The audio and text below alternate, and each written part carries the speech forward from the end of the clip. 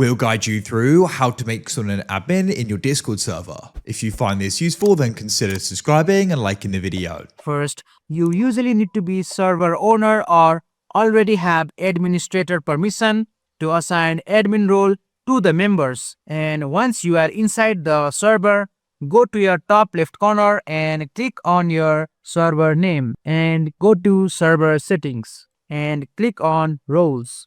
Now, we need to create a new administrator role. Just click on create role and give your role a name like admin. And you can choose the color for the role, and this color will appear next to the username of the people who have the role, which makes administrator easily to identify in the member list. You can enable the option called as display role member separately from online. This will place admins in their own section in the member list. Now go to the permission tab, enable the administrator toggle. This permission gives the role full access to almost all server feature and settings. After enabling the administration permission, just click on Save Changes, go back to your server main screen and find the member that you want to make admin. Right click on their username to open the context menu. Then hover over roles and select the admin role that we just created.